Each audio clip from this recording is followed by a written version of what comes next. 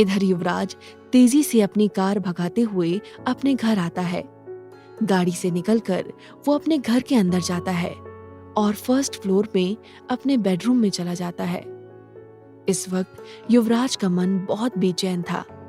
लाख कोशिशों के बावजूद वो अपना ध्यान अपने एक थॉट से नहीं हटा पा रहा था।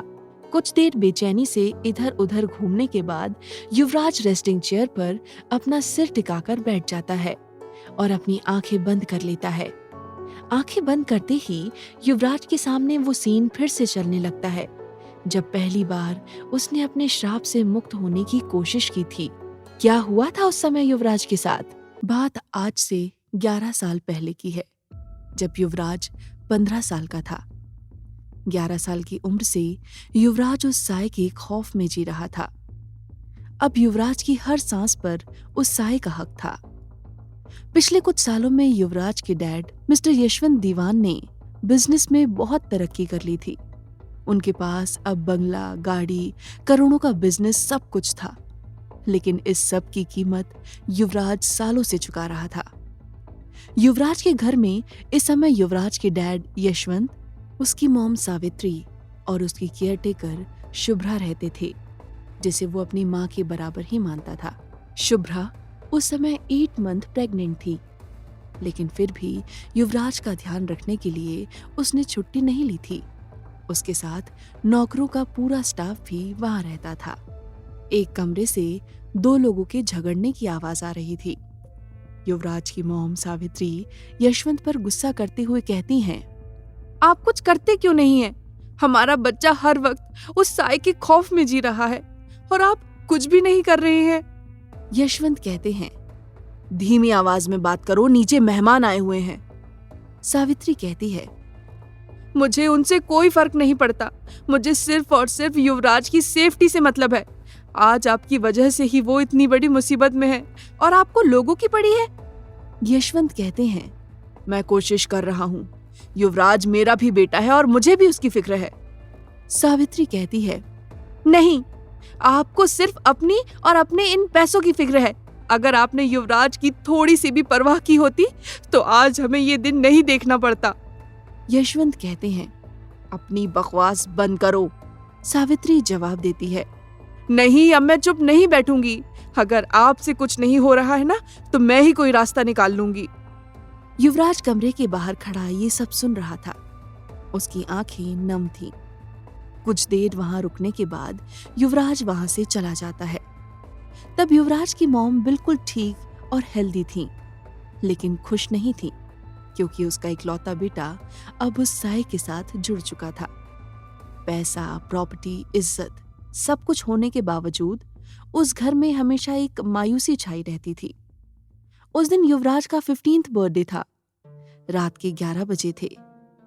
दीवान विला में एक ग्रैंड पार्टी रखी गई थी, जो बस कुछ देर पहले ही खत्म हुई थी। युवराज की केयरटेकर, जिसे युवराज शुभ्रा मासी कहकर बुलाता था, दूध का एक गिलास लेकर उसके कमरे में जाती हैं। 8 मंथ प्रेग्नेंट होने की वजह से उसका बेबी बम्प साफ दिख रहा था। शुभ्रा जब युवराज के कमरे का दरवाजा खोलकर अंदर जाती है तो देखती है कि कमरे के अंदर अंधेरा था। शुभ्रा को लगता है कि शायद युवराज कमरे में नहीं है। वो कमरे से बाहर जाने लगती है। जैसे ही शुभ्रा बाहर जाने के लिए मुड़ती है, उसे सिसकियों की आवाज सुनाई देती है। वो आवाज सुनकर शुभ्रा घबरा जाती है और फौरन कमरे की लाइट्स ऑन कर देती है। लाइट्स ऑन करने के बाद जब शुभ्रा कमरे के सभी तरफ अपनी नजर दौड़ाती है तो उसे युवराज बेड की दूसरी तरफ जमीन पर बैठा हुआ दिखता है। वो अपने हाथ पैर को समेटकर घबराया हुआ कोने में बैठा था। युवराज अपने घुटने पर अपना सर रखकर रो रहा है। युवराज को देखते ही शुभ्रा दूध का ग्लास रखकर उसके पास जाती है और उसके पास जमीन पर ही बैठ जाती है। प्रेग्नेंट होने की वजह से उसे बैठने में परेशानी हो रही थी। शुभ्रा के वहां आने पर युवराज अपना सर ऊपर उठाता है और अपने आंसू पोंछने लगता है। उसकी ये हालत देखकर शुभ्रा बहुत दुखी हो जाती है। वो युवराज के चेहरे पर अपना हाथ रखकर कहती है, क्या वो फिर आई थी? युवराज नम आंखों से अपना सर हाँ में हिलाता है। वो सिसकते हुए कहता है, शुभ्रा मौसी, वो मुझे मार क्यों नहीं देती? ऐसे डर डर के मैं नहीं जी सकता। युवराज की बात सुनकर शुभ्रा की भी आंखें भर आती हैं। वो रुंधे गले से कहती है, बेटा, ऐसी बातें नहीं करते। देखना, एक दिन सब ठीक हो जाएगा।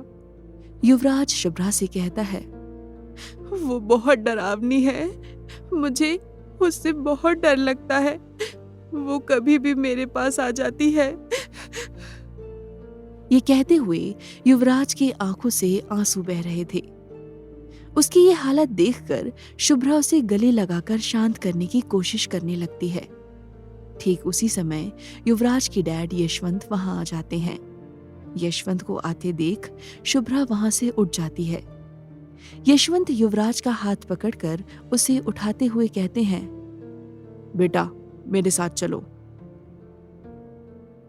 युवराज डरते हुए यशवंत से कहता है, लेकिन डैड कहाँ?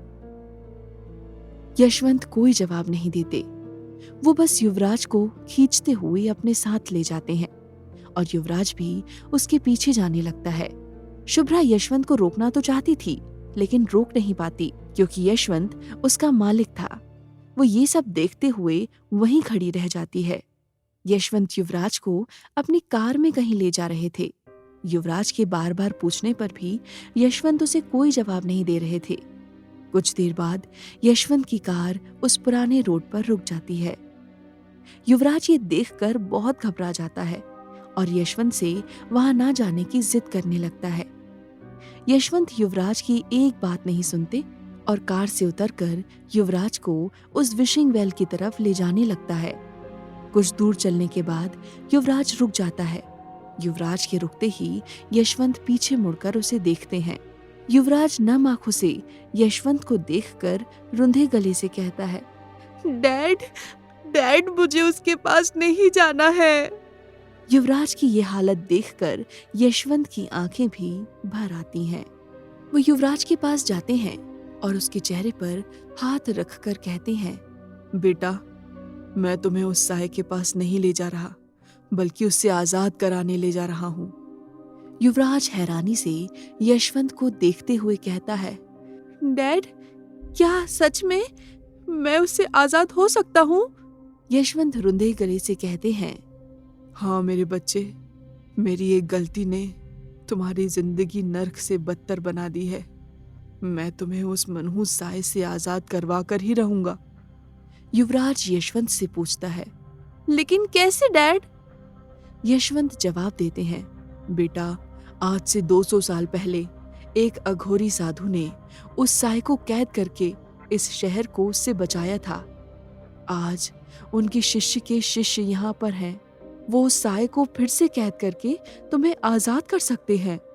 ये सुनते ही युवराज की आंखों में खुशी के आंसू आ जाते हैं और वो यशवंत को गले से लगा लेता है। यशवंत भी अपने बेटे को गले लगाकर रोने लगता है। कुछ देर बाद यशवंत युवराज को उस विशिंग वेल के पास ले जाते हैं।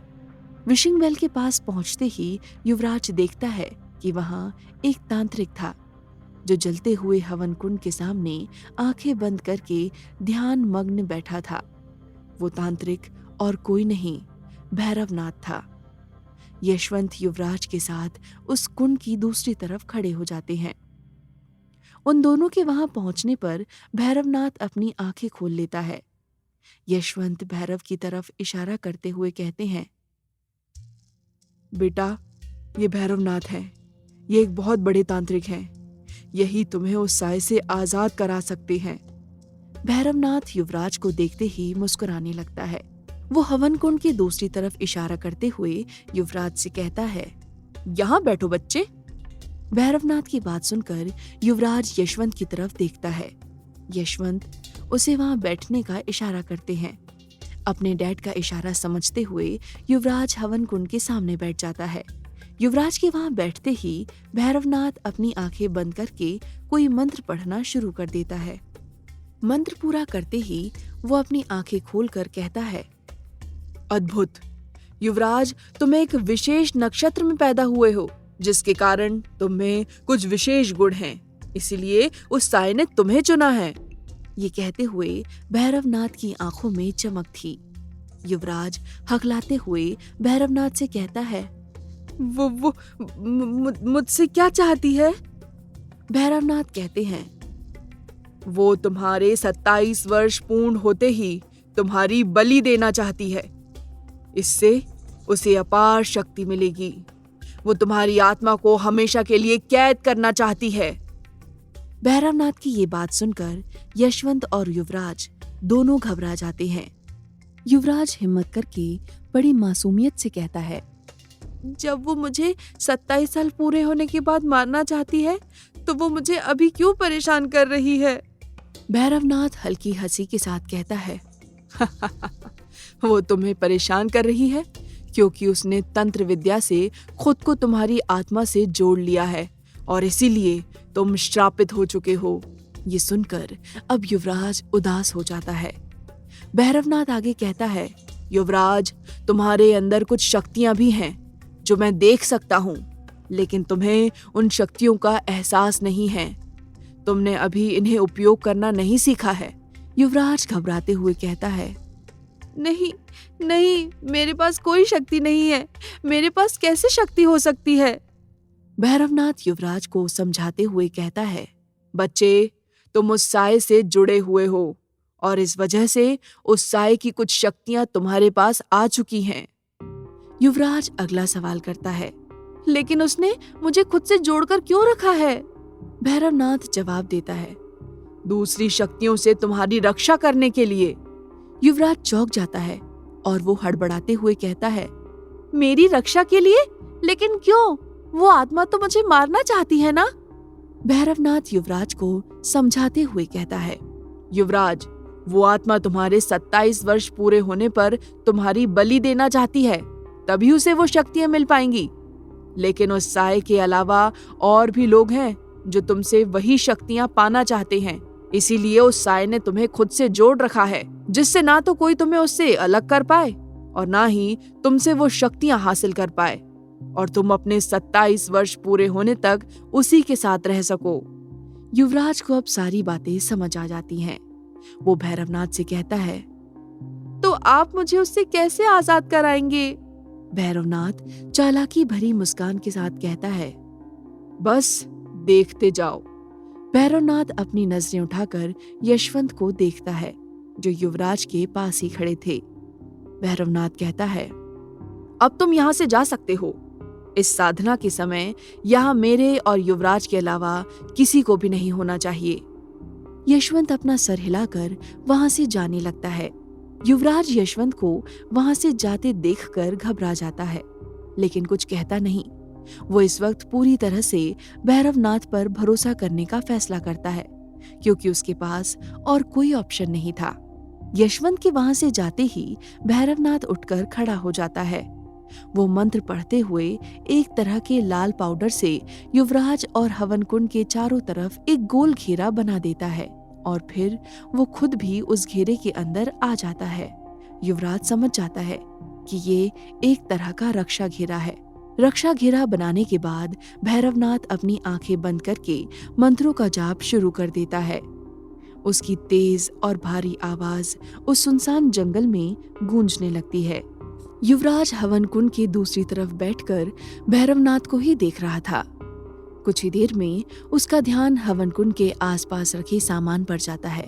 वो देखता है कि वहां मिट्टी के 2 कलश, एक थाली में सिंदूर, कुछ नारियल और हवन की दूसरी सामग्री रखी हुई थी। पता नहीं क्यों, लेकिन युवराज को अब डर नहीं लग रहा था। इस वक्त उसके दिमाग में वो सारी बातें चल रही थीं जो अभी अभी भैरवनाथ ने उसे बताई थी। आधी रात हो चुकी थी। अभी भी जंगल में भैरवनाथ के मंत्रों की आवाज गूंज रही थी। तभी वहां एक और भयानक आवाज सुनाई देती है। वो आवाज कहती है, बंद करो ये सब। उस आवाज के साथ ही वहां तेज आंधी चलने लगती है। उस आंधी से आसपास धूल के साथ साथ हवन की सामग्री भी उड़ने लगती है। हवन की आग भी अब बुझने लगी थी। विशिंग वेल के अंदर से किसी के गुस्से में गुर्राने की आवाज आ रही थी। युवराज और भैरवनाथ विशिंग वेल की तरफ देखते हैं। डर से युवराज की आंखें बड़ी हो जाती हैं। उस विशिंग वेल के अंदर से धीरे धीरे वो काला साया बाहर आ रहा था। क्या होगा आगे? क्या भैरवनाथ उस साए को रोक पाएगा या ये उसकी बहुत बड़ी गलती साबित होगी? आगे की कहानी जानने के लिए देखें अगला एपिसोड सिर्फ पॉकेट एफएम के यूट्यूब चैनल पर, और साया अ कर्स्ड लव स्टोरी के सारे एपिसोड्स को सुनने के लिए डिस्क्रिप्शन में दी लिंक से डाउनलोड करें पॉकेट एफएम ऐप।